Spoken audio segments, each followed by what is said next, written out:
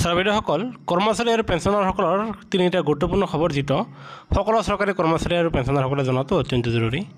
সেয়েহে আমি প্ৰথম খবৰটো লৈ আহিছোঁ।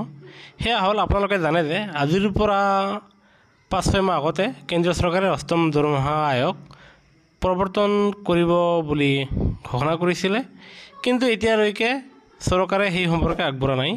আৰু সেয়েহে আপোনাৰ ৰাষ্ট্ৰীয় পৰ্যায়ৰ কৰ্মচাৰী পৰিষদৰ ফালৰ পৰা কেন্দ্ৰীয় চৰকাৰক অষ্টম দৰমহা আয়োগ সঁচা অৰ্থত বাস্তৱত লাগু কৰিব কি নকৰিব, সেইকাৰণে চৰকাৰৰ স্থিতি স্পষ্ট কৰাৰ কাৰণে এয়া বাতৰিযোগে এক লেখ প্ৰকাশ পাইছে। আপোনালোকে চাব, চৰকাৰে অষ্টম দৰমহা আয়োগ বুলি চৰকাৰ মানে এয়া প্ৰৱৰ্তন কৰিব বুলি কৈ চৰকাৰে পাহৰি গৈছে।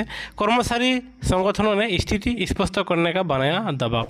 আৰু অতি শীঘ্ৰেই আপোনাৰ কেন্দ্ৰীয় চৰকাৰে তেওঁলোকৰ স্থিতি স্পষ্ট কৰিব লাগে যে সঁচা অৰ্থত কেতিয়া তেওঁলোকে অষ্টম দৰমহা আয়োগৰ সুবিধা কৰ্মচাৰী আৰু পেঞ্চনাৰসকলক দিবলৈ গৈ আছে। কিয়নো 50 লাখ কেন্দ্ৰীয় কৰ্মচাৰী, 65 লাখ পেঞ্চনাৰ, আনহাতে ৰাজ্য চৰকাৰৰ অধীনৰ কৰ্মচাৰী পেঞ্চনাৰসকল আছে। তেওঁলোকে আপোনাৰ আগ্ৰহেৰে বাছি আছে যাতে চৰকাৰে সঠিক সময়ত 2026 জানুৱাৰীৰ পৰাই যাতে এই অষ্টম দৰমহা আয়োগৰ সুবিধা লাভ কৰে। কিয়নো ইয়াত ফিটমেণ্ট ফেক্টৰ বৃদ্ধি হ'লে কৰ্মচাৰী পেঞ্চনাৰসকলৰ দৰমহা বেছিকৈ বৃদ্ধি পাব, আৰু সেয়েহে 10 বছৰৰ অন্তৰালত যি অষ্টম দৰমহা আয়োগ গঠন হয়, চৰকাৰে দিল্লী নিৰ্বাচনৰ আগত অষ্টম দৰমহা আয়োগৰ কথা ঘোষণা ঠিকেই কৰিলে, কিন্তু এতিয়া বাস্তৱত সেয়া পৰিণত নোহোৱাৰ কাৰণে কৰ্মচাৰী সংগঠনৰ ফালৰ পৰা চৰকাৰক স্থিতি স্পষ্ট কৰিবৰ কাৰণে ইয়াৰে জনাইছে।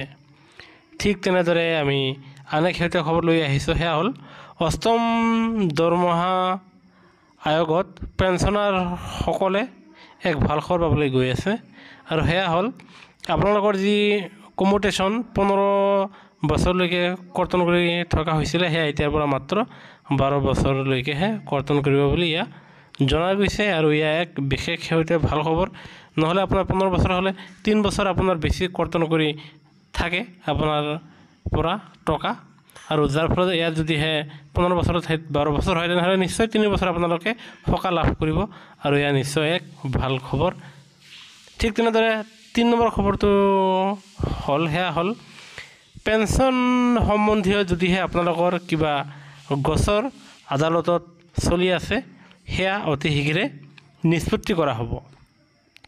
আৰু যাৰ কাৰণে পেঞ্চন সম্বন্ধী আদালত মামলাৰ পৰা ৰাষ্ট্ৰীয় কাৰ্যশালা ডক্টৰ জিতেন্দ্ৰ সিং মাননীয় পেঞ্চন বিভাগৰ ৰাজ্যমন্ত্ৰী হয়, আৰু তেখেতে এই ক্ষেত্ৰত আগভাগ লৈছে। আৰু এতিয়াৰ পৰা পেঞ্চনাৰসকলৰ পেঞ্চন সম্বন্ধীয় তেওঁলোকৰ পেঞ্চন কম সম্বন্ধীয় এৰিয়াৰ আদিক লৈ যিবিলাক সমস্যা তেওঁলোকে আদালতত গৈছে, সেই পেঞ্চনাৰৰ কামসমূহ সেই আদালতৰ কামসমূহ অতি শীঘ্ৰে সেয়া সমাধান কৰা হ'ব, যাৰ ফলত পেঞ্চনাৰসকলে উপকৃত হ'ব পাৰিব বুলি এই তিনিটা শেহতীয়া খবৰ প্ৰকাশ পাইছে। সেয়েহে কৰ্মচাৰী পেঞ্চনাৰৰ প্ৰতিটো খবৰৰ বাবে আমাৰ চেনেলটো ছাবস্ক্ৰাইব কৰিবলৈ নাপাহৰিব। ধন্যবাদ।